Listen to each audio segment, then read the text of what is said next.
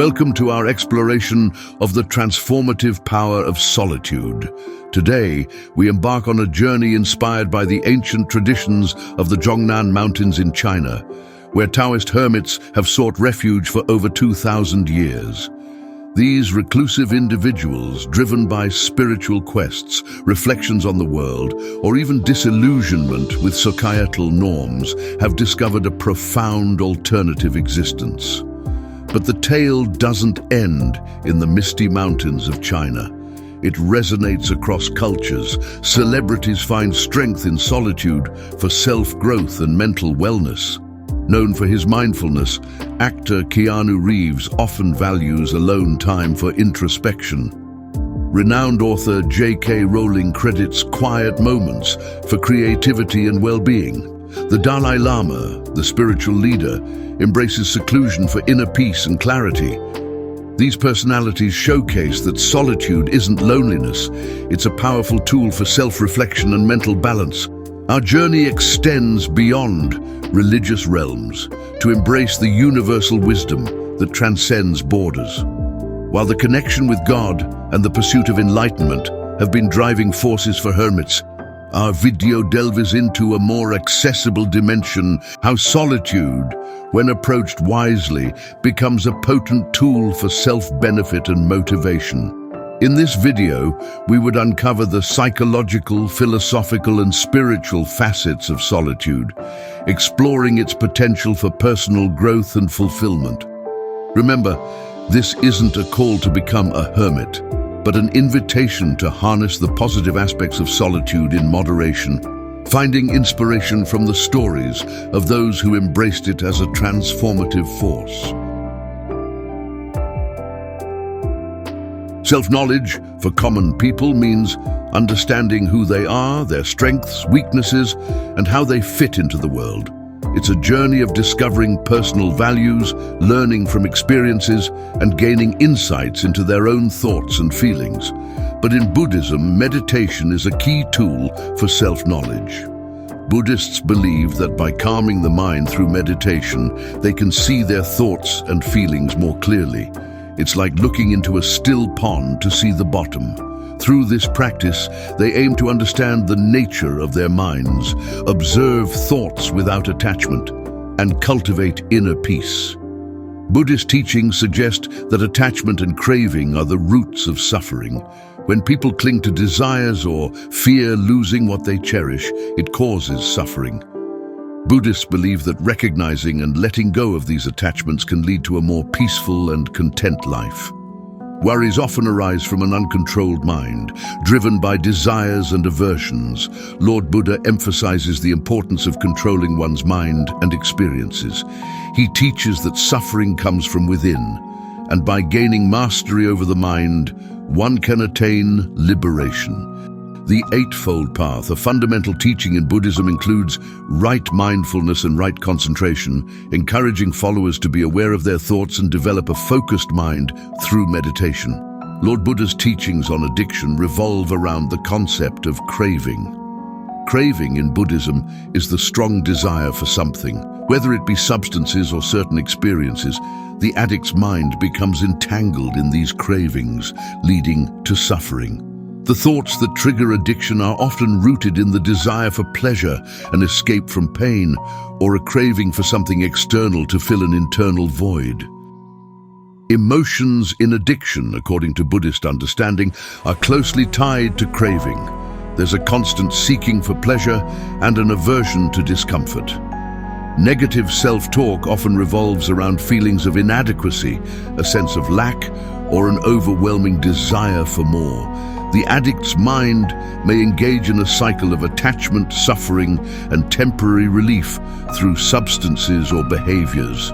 Regarding addiction, Buddhism views it through the lens of craving, exploring the thoughts, emotions, and negative self-talk that drive the cycle of suffering. The path to freedom, as per Lord Buddha, involves understanding and transcending these mental patterns to achieve lasting peace. In our daily lives, fixed views and ideologies often shape what we believe and how we see ourselves. Take the example of political affiliations. When someone strongly identifies with a particular political ideology, it can influence not only what information they accept, but also how they perceive the world. Their beliefs become a lens through which they filter and interpret facts. This fixed view can limit the openness to alternative perspectives, hindering the growth of knowledge and understanding. Similarly, religious beliefs can create a rigid framework for interpreting the world. Individuals deeply entrenched in a specific religious ideology may find it challenging to consider ideas outside their established doctrines. This fixed mindset can control not only their knowledge, but also their self-assessment as they measure themselves against the tenets of their faith. However, spending time alone provides an opportunity to break free from these fixed views. When alone, away from the influence of external opinions, individuals can engage in introspection and open themselves up to alternative views and new ideas. This solitude acts as a space for self-reflection, allowing them to question their existing beliefs and consider different perspectives. Moreover, social media can also contribute to fixed views. In the echo chambers of online communities, individuals often encounter information that aligns with their existing beliefs, reinforcing those views and closing them off to alternative ideas.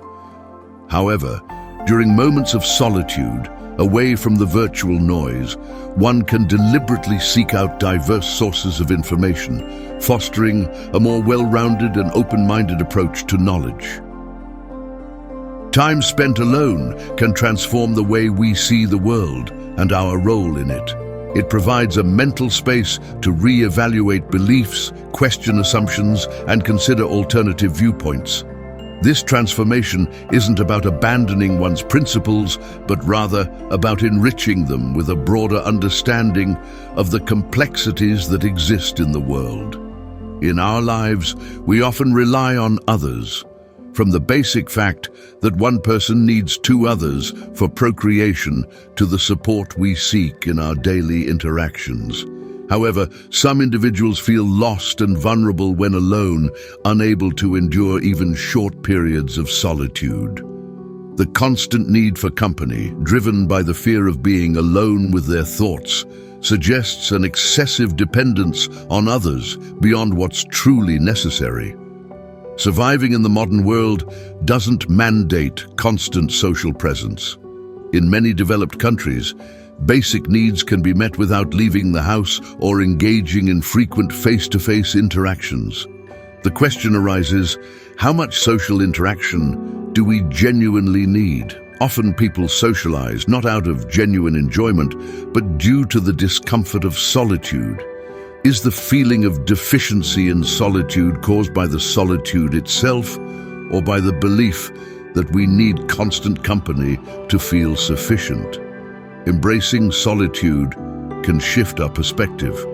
Rather than viewing it as a problem, we can learn to appreciate and even find pleasure in being alone. Solitude becomes an opportunity for self-sufficiency, a chance to fulfill our needs independently. Instead of seeing ourselves as empty vessels requiring others for completeness, we can learn to fill our own vessels, finding contentment within.